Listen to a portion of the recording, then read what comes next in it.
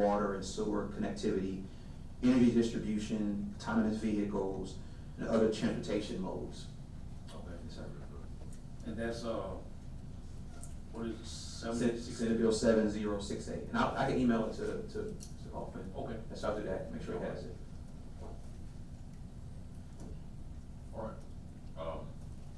Do we need to go ahead and appoint somebody? Agenda, do that, Agenda do for the that. 10th. Okay, that's 10th. good. All right, we're gonna do that, agenda that the 10th, and, look forward to seeing you then. Yes, sir. Thank you very much. All right. Thank you. Thank you. Okay, we have the discussion regarding the bids for employee, health insurance. I'll turn this over to Mr. Washington. Just to let you guys know, and I don't have the bids here in front of me, and I don't think it's gonna matter after the discussion we have here in my recommendation, but, we got our renewal quote back, and, just to keep the same plan we have now, you'd be looking at a 9.6% increase. Which ironically, though, if we kept the same plan and then reduced our, what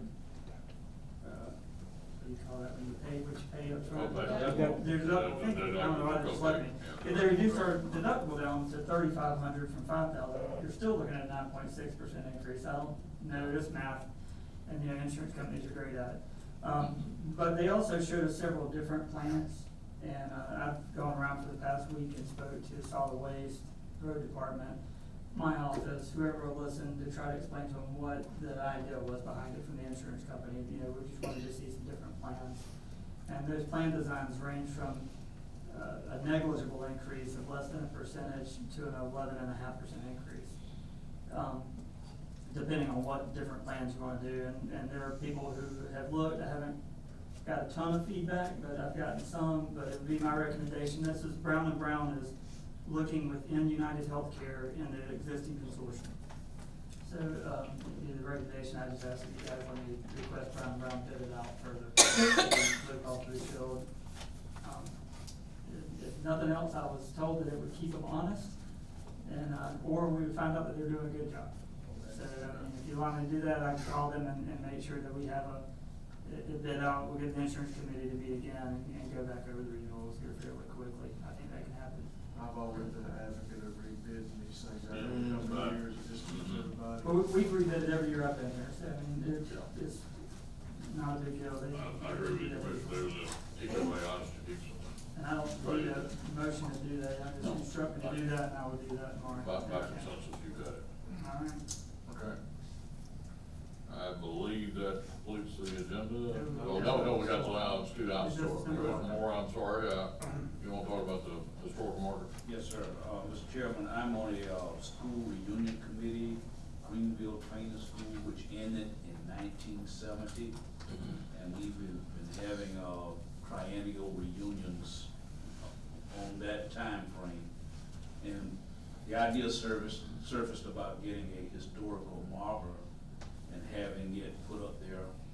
I did fill out the application online, and they sent an email saying I need to get approval from the landowner to put the marker on their sign, and put the marker on their right of way. All right, away. And we are the owners of the right of way.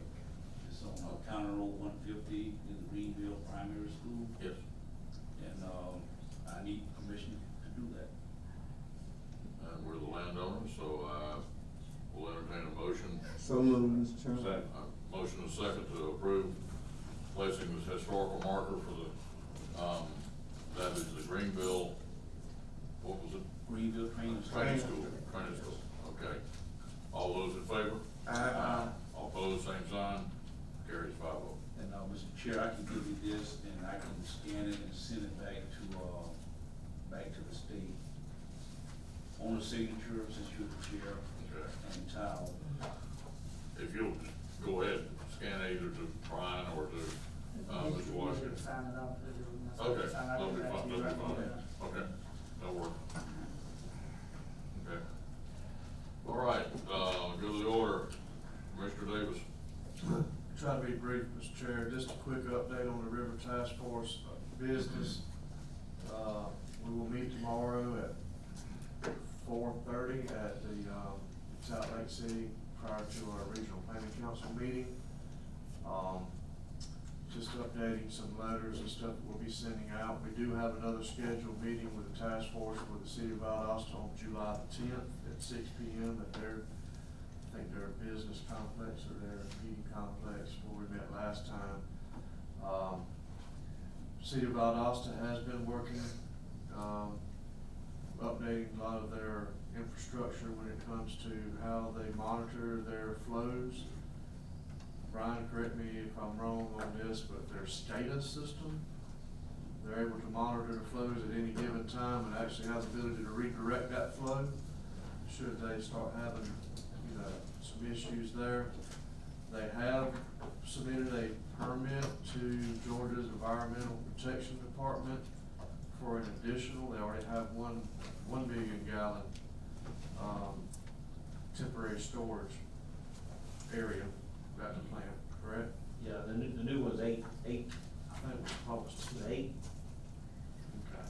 Well, they have an 8 to 10 million gallon, I have to get clarified on that, but they have submitted a permit to Georgia's Environmental Protection Department for that additional several million gallon storage area if they were to have a spill to accommodate that. However, in my opinion, and for the record, Georgia's Environmental Protection Department, in my opinion, is dragging their feet. It's been several months, and I know that the city of Valdosta has been in contact with them regularly. I know that Brian and myself has reached out to Senator Rubio's staff and aides, just kind of keeping them apprised of what's going on the federal level or the Georgia's level and working with EPA. So I just wanted to get everyone here just a brief update on where we're at. And the timeline originally was to have their additional storage area completed now, had they gotten their permits, but now they're talking if they get their permits now, it may be fall to end of the year. So I just keep trying to remind them that we're a rain event away. And so I just want to give everybody a quick update on where we're at today on that. Appreciate that, thank you very much. Commissioner Moore? I don't have it. All right, I just want to bring one thing to your attention, for consideration. The Florida Association is having their Policy Innovation Conference on the 25th and 26th of September. I don't know if anybody else is good. It's something I would like to attend, and our regular scheduled meeting would be on the 25th. So if we could possibly put that on the agenda to consider and discuss, on the 10th of July or sometime, and decide whether we want to do the 24th or whatever we want to do. So that's all I have. Mr. Washington? I have nothing, sir, unless you have something for me. Commissioner Water? Yes, sir. Commissioner Moore? No, sir. All right. Mr. Kaufman? Yes, sir, I want to thank Ed for the celebration today. It was a great rededication of the Greenville Fire Station, and we appreciate all that you've done, Ed, over there. Yes. In the city of Greenville. Yes. Excellent, and Chris Williams and the staff, our fire chief did an excellent job, I thought, and had a great speaker. This Friday, we're eating lunch. The commission is eating lunch with the boys, the Kings. Between 12 and 1 o'clock, they have a presentation they want to show us and eat and provide lunch. And I think, Commissioner Waldrop, are you available? Did you see the email from the Big Bend Continuum of Care, the homeless group? Okay, I think they have a meeting tomorrow, but I'll let you know. Well, with that Boys and Kings, it will be at the house there on MLK. Yeah, it's one street off, it's one or two streets It's off, it's right behind the Capitol. Piedmont Boulevard, Piedmont, Piedmont Avenue, excuse me. Behind Capitol City. It's right there behind Capital City, about 2 houses. You turn right there on Picnic Inn, about 2 houses on the left. I'll get you an address on that. Yeah, I know. All right, Alan Lee, We're doing good. all right, Mr. Washington. I may have missed it. Did y'all pass, the budget amendment for the next year? Y'all voted on that? Okay. Yes. I got you.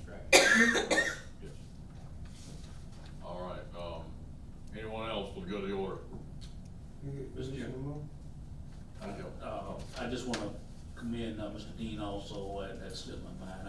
I was in deep thought someplace else concerning the event at 12 o'clock today. That was good. A little bit disappointed to see a whole lot of other firemen there throughout the county, but I understand a lot of people working and whatnot. But the event was okay, but the part. It was. Yeah, I think a lot of our volunteer firefighters work during the week. Yeah. It's hard for them to come. That's right. Well, I think they just had a run, just before we got there, they had a run too. I The think. paid staff, The paid staff, yeah. yeah, the paid staff are on call. Right, that's correct. And that's why it's also important for us to, having our vision, what's taking place in Greenville, it needs to be countywide. That's right. Thank you.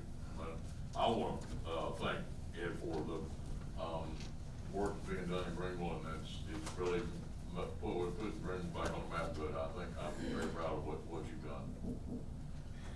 Yeah, Mr. Chair, I appreciate that, and I appreciate the board. I think Commissioner Moore, during his occasion, he memorialized how this whole process materialized, and it took some foresight and some political heat, if you will, to be able to bring things to fruition. And I think this is something that, quite frankly, the county can benefit, and hopefully what we did today will continue to proliferate through the other parts of the county, and they realize that, let's put our egos aside and let's work for the good of the order for the county.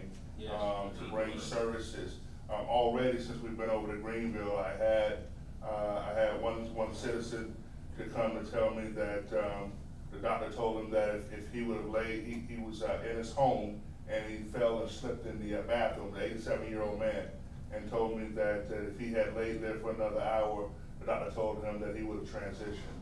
And so to be able to have that firefighter, emergency medical, Yes. personnel right there on the spot, is something that you really can't, and sometimes I don't think maybe you can appreciate until you actually need it. That's right.